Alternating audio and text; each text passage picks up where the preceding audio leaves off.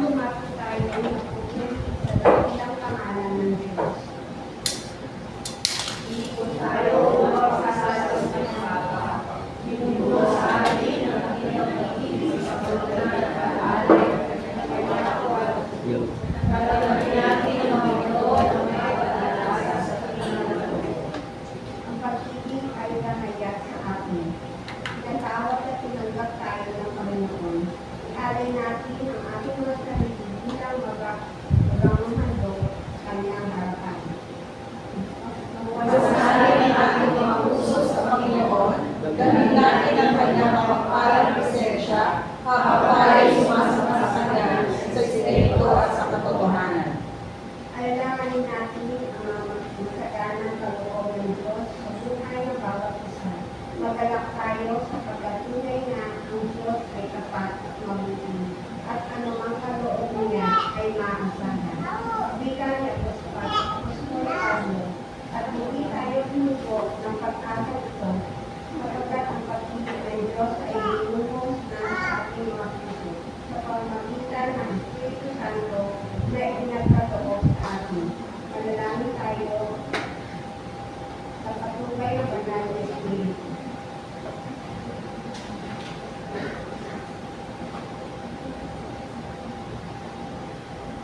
O Diyos ng pag-ibig, inahal mo kami una at pati mo binubuhos sa amin ang iyong laking na pagmamahal. Salamat ka kung hindi at magpala. Laban mo makaligtin sa biyayang kaloob sa amin ng iyong na anak, nag-alay ng kanyang sarili para sa aming pagtubusan. Gawa ako sa aming pagkakasipot ay naitaas namin sa iyo ang nararapat sa pagpupuli at pagsamba. Pangunahan mo kami sa Espiritu Banal sa aming gawain upang maihandog namin ang aming mga sarili bilang alay na pagpupuli at paglilingkod sa iyo. Alang-alang kay Kristo Jesus. Amen.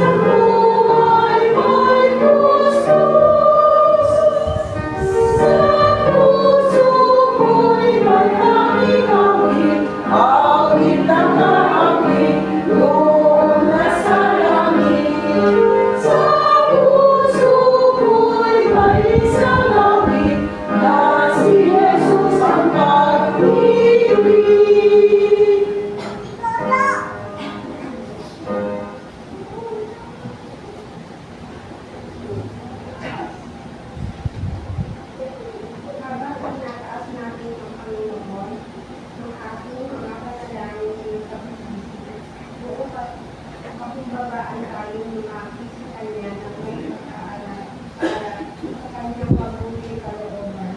Alalahanin natin ang hilingin ng Diyos na kalimutan ang aking nakaraan at patawarin ang aking mga kasalanan upang tayo makapamuhay bilang mga bagong tao na ipag-asa para sa buhay na ng hanggan.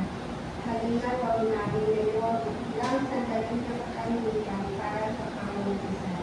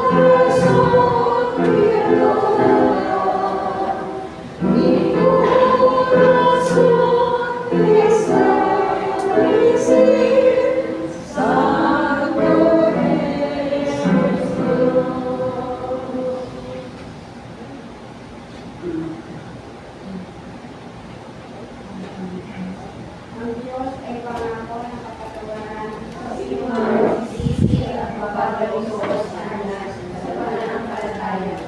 Hindi ka natin matalos, hindi maunawaan ang pag-isip at mga Diyos.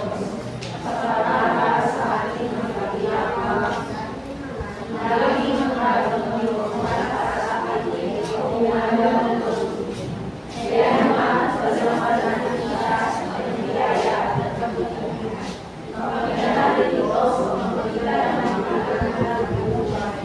Nawa ang Diyos, ang pagkakilala sa atin sa kayapaan at kagalakan ng buhay ay walang hanggan. Amen.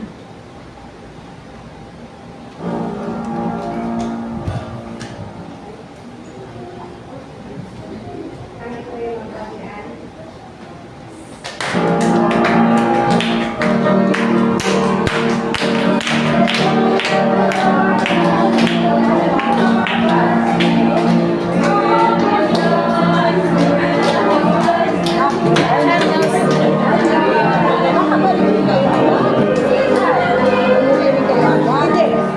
Matagal pa. Yung una ko kasi nag-enjoy ako kumain. Pero hindi naman siya matagal lang pinag-una kami ng plata.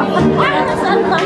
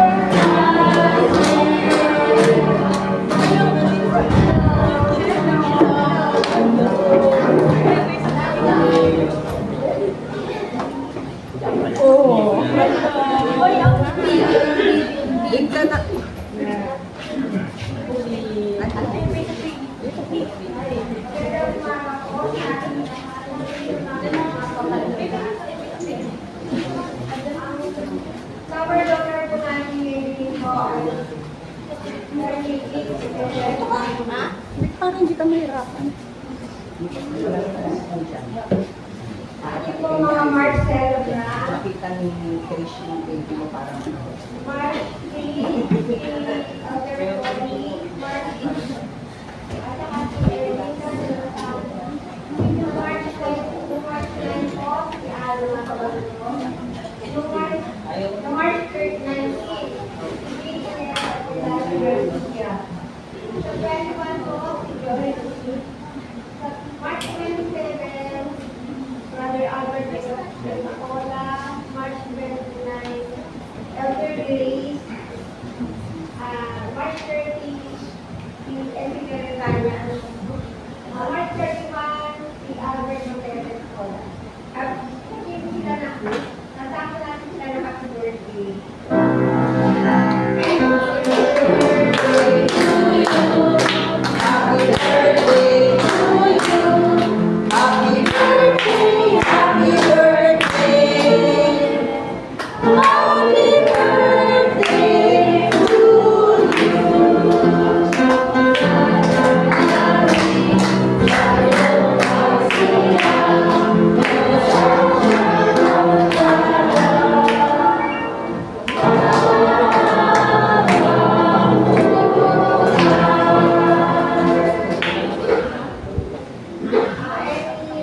Pabalita po sa natin si Yardo.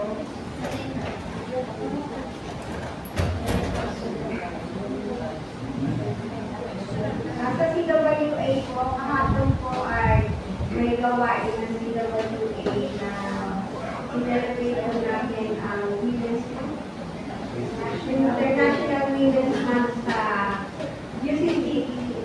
alam mo, kami po sila Mr. Venus at saka Mr. Divine, ako agad sila ang dumalong.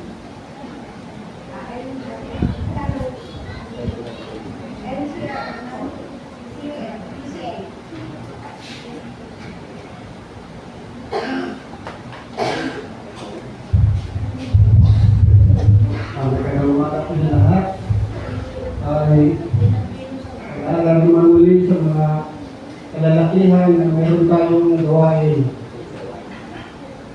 na April 11 alas 8 ng umaga po.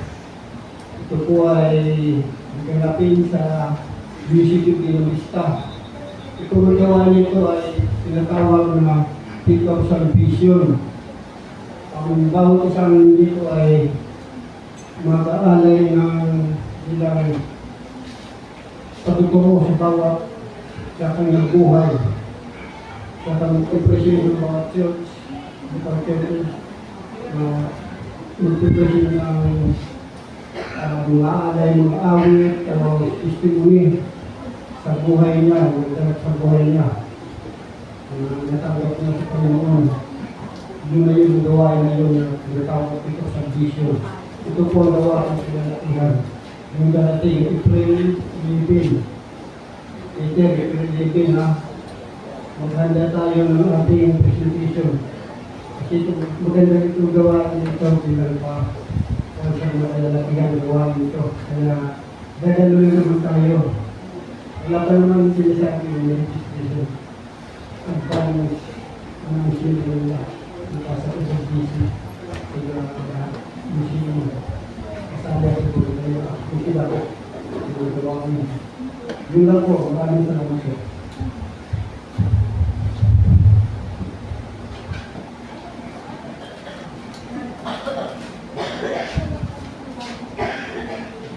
Magandang umaga po sa ating lahat. Sa darating po na March 29 ay magkakaroon po ng LCSMCC General Assembly na gaganapin sa UCCP Santa Cruz from 3 p.m. to 5 p.m. na may registration fee na 100 at naimbitahan po ang kada local churches, isa pong representative from our local church para sa pag-elected ang isa sa mga agenda din po na gagawin ay mag-elect ng bagong set of officers para sa ating conference sa SIA. So, yun po yung mga gawain po ng SIA.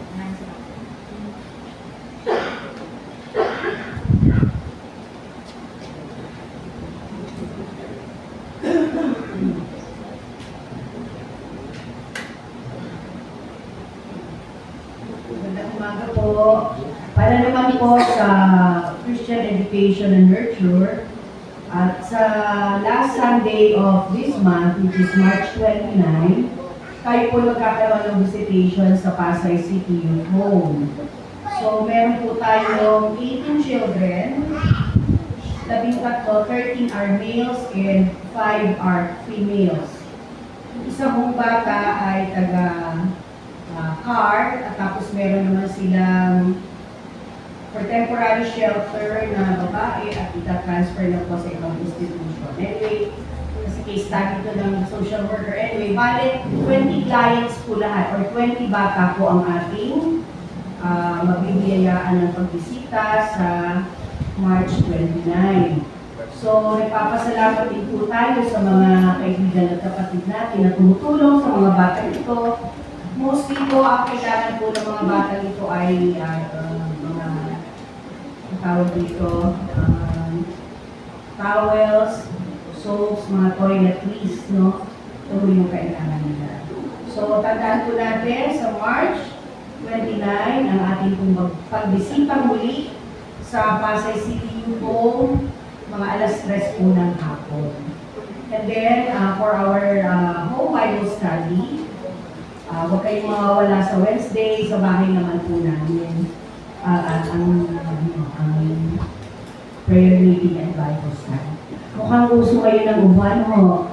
At ako ay masama ang pakiramdam talaga. Kanina pa ako kumakahod-hod. Pero salamat pa rin sa Panginoong Diyos dahil supposedly ay kasama ako kahapon ng CWA. Yan ako Para naman po sa pagbalita sa council. So, bago po magtapos ang ating panambahan mamaya, ay gaganapin po natin ang referendum. So, wala po munang uuwi. At as decided by the church church worker volunteer committee, it has a council action na lahat po tayo ay entitled to cast our votes. So, ongoing po ang online votation at in-announce ko na naman po sa ating group chat ilang beses na kung sino po yung wala dito ay pwedeng mag-announce ay mag-cast ng vote nila through online sa Google Form po na i-share namin po. Although, I'll be meeting the committee later, which is Elder Tony and Sister Mara. Sana po makarating sila mamaya.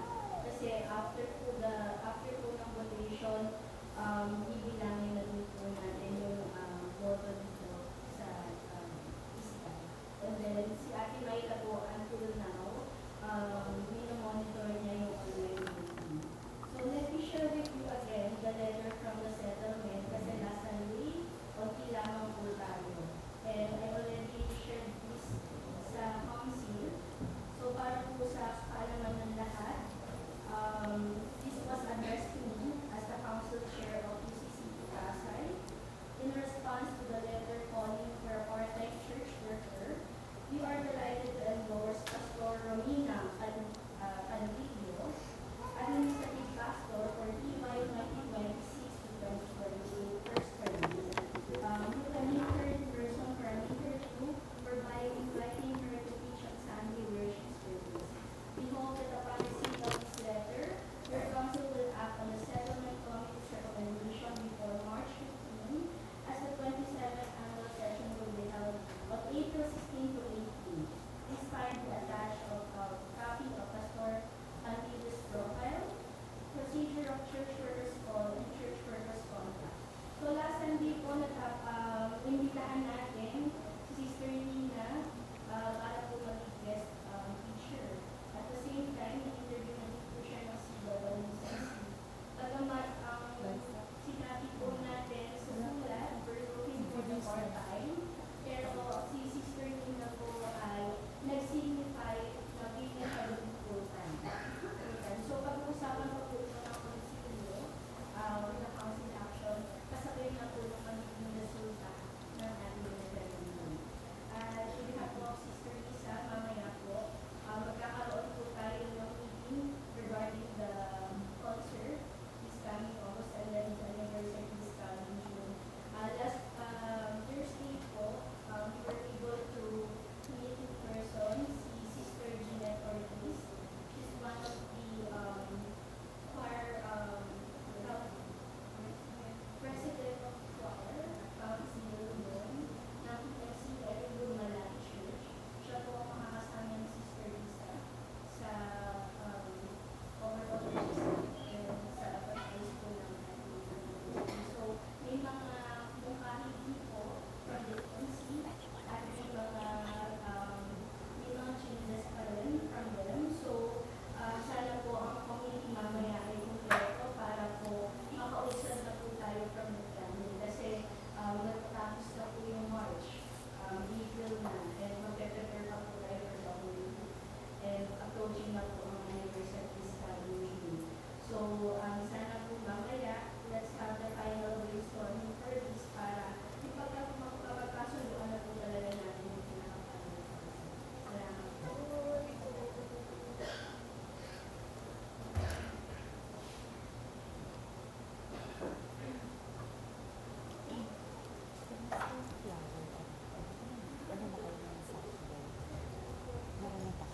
May konti lang akong reminder sa ating pinag-staff wala akong mga sa ating huli na i-violation natin sa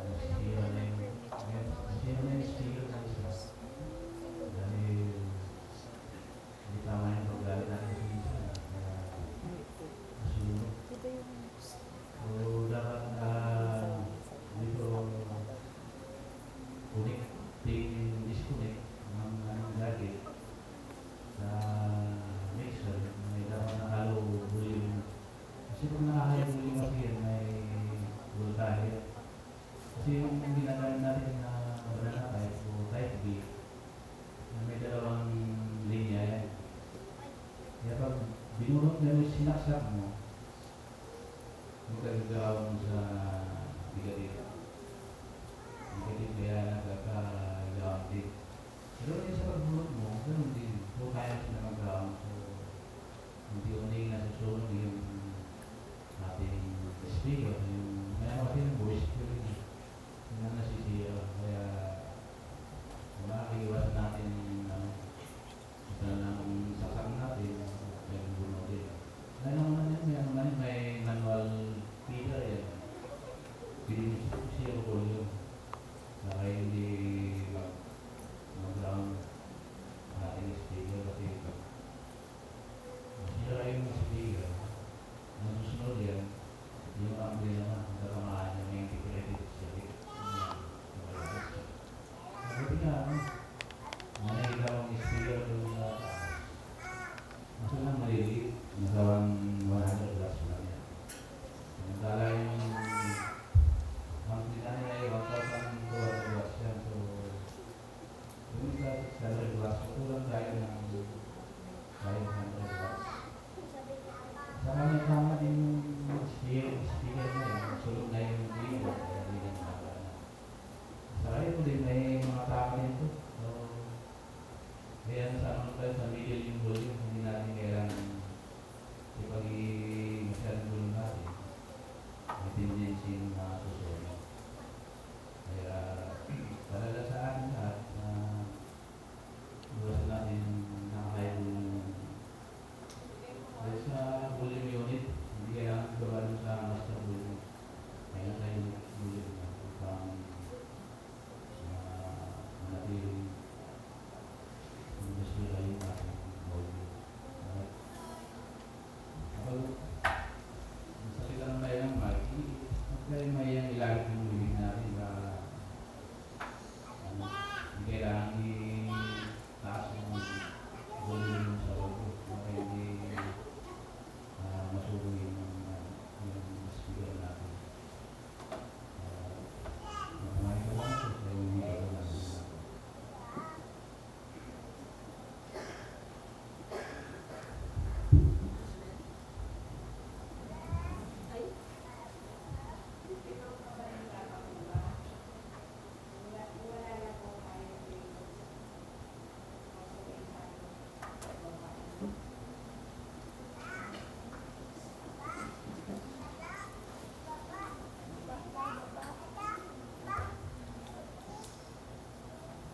Unang pagbasa ay hango sa unang sulat na pagpapapan sa mga mananampalataya sa Pilipos 3, chapter 3, verse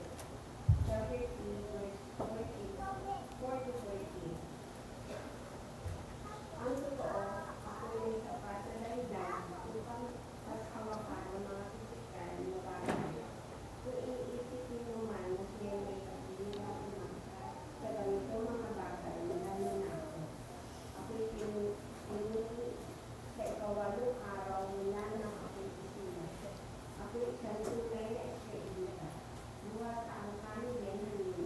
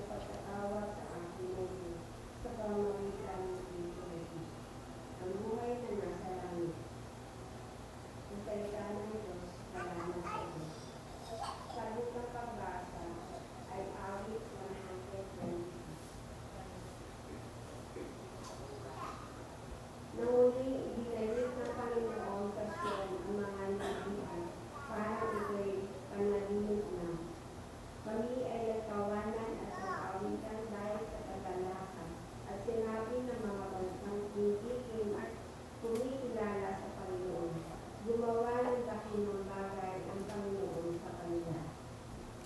Totoong ginawan tayo.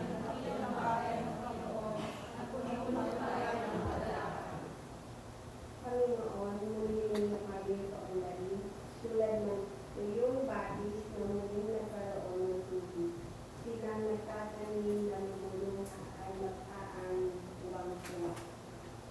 Ang mabilis ng lupa na may dalang bibig, ay tatanim, ay babalik ng saya, na may daladala ng mga anak. Ang salita ng Diyos ay ng Panginoon.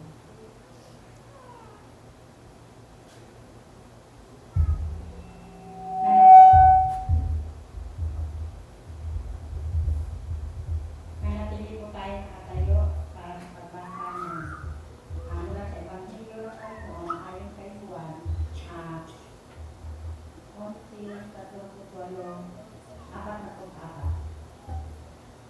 Muling nabagbag ang kalooban ni Jesus pagdating sa libingan.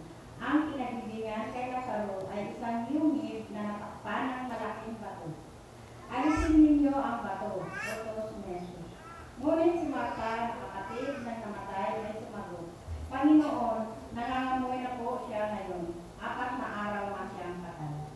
Sinabi ni Jesus, hindi ba sinabi ko sa iyo na kung nasampalataya ka, ay makikita mo ang kalwalhatian ng Diyos.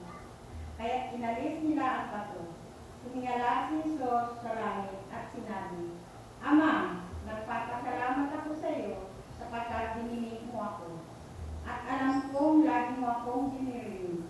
Ngunit sinasabi ko ito dahil sa mga taong naririto upang maniwala silang ikaw ang nagsugo sa akin. Pagkasabi nito ay sumigaw siya, Lazaro, lumabas ka. Lumabas nga si Lazaro at nababalot ng tilang panibing ang mga kamay at paa. May nakabalot din tila sa mukha niya, inutos ni Jesus sa kanila. Kalagayan ninyo at nang makalakad siya.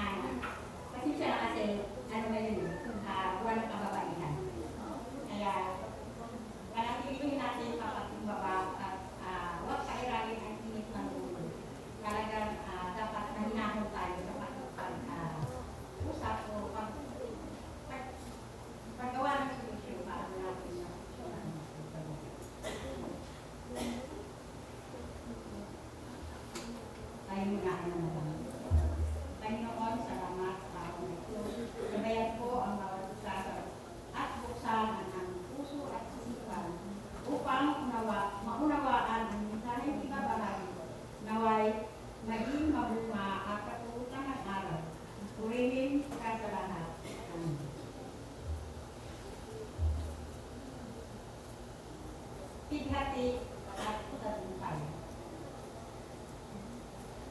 Sa ating binasa ng talata ng Juan, ito ay aral sa mayaman at ni Lazaro. Inilalarawan ni Jesus ang kabilang buhay ng mayamang lalaki at si Lazaro. Si Lazaro ay namatay at dinala sa langit habang ang mayamang lalaki ay dinala sa isang lugar at walang hanggang panunusay. Una, ang buhay ng isang tao ay kaagad na pumunta sa Diyos kung hiwalay sa Diyos pagkatapos ng buhay na ito. Pangalawa, ang walang hanggang tadhana ng isang tao ay hindi magbabago pagkatapos ng buhay na ito. Sa madaling salita, ang isang tao ay hindi maaaring lumipat mula sa Hades patungo sa langit pagkatapos ng kamatayan. Pangatlo, dalawa lang ang destinasyon. Abraham's side in God's presence or Hades, walang hanggang pag-uusap o pagkahiwalay sa Diyos. Walang ibang opsyon na binanggit ang Biblia. Walang purgatorio, walang inhibison, soul or sleep, or reincarnation.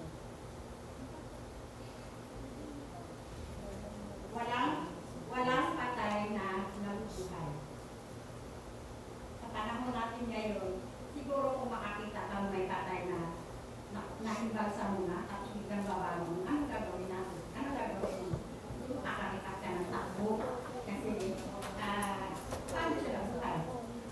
Hindi mo maisip kasi nahibalsa mo na siya. Di ba? Kita siya bumangon at siya nabuhay. So, or, himatayin ka sa sobrang takot. Ang ika-apat, ang paraan para sa pagpapahayag ng mabuting balita na magdadala sa isang tao sa kaligtasan at walang hanggang kasama ng Diyos. Ay sa pamamagitan ng pagbahagi kay Kristo na ipapakita sa banal na nasulatan.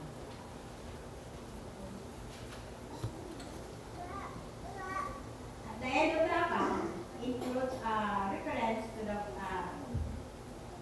law and the prophets. Ang pinahayag sa katotohanan ng Diyos. Ganon din ang pagkabuhay muli ng mga patay.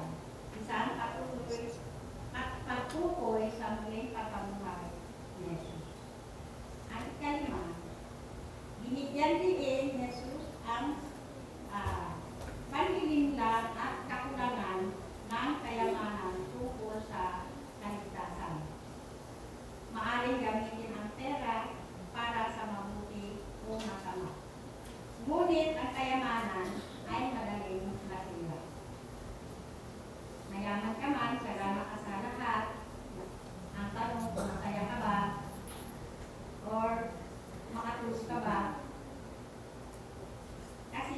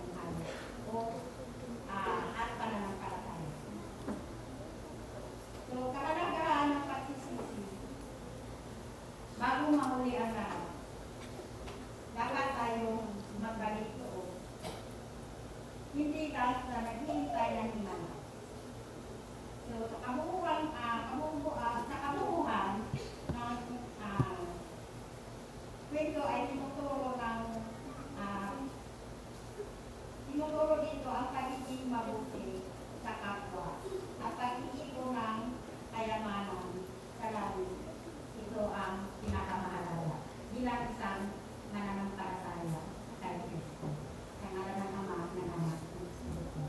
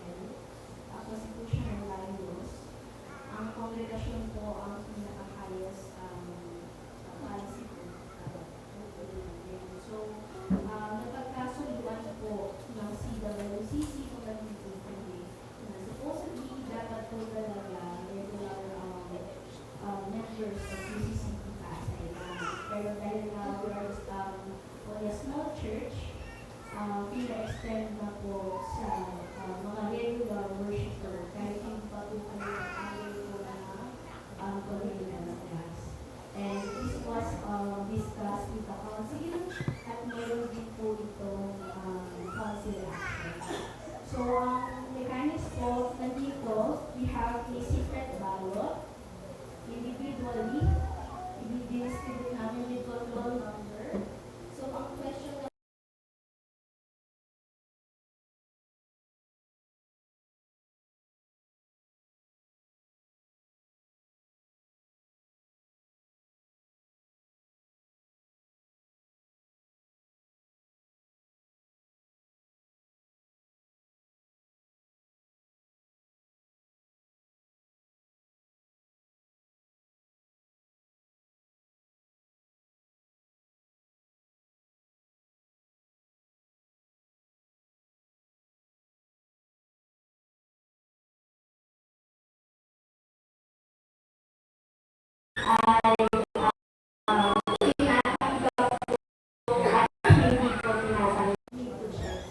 check or ano man yung part na gagawin dito. So, pa-occupy na lang po natin lahat ng vacancies. Abanin na daw po muna para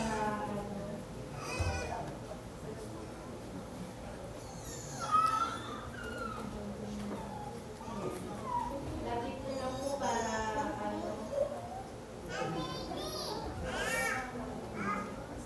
bago po pa pinakasasayin na lang natin.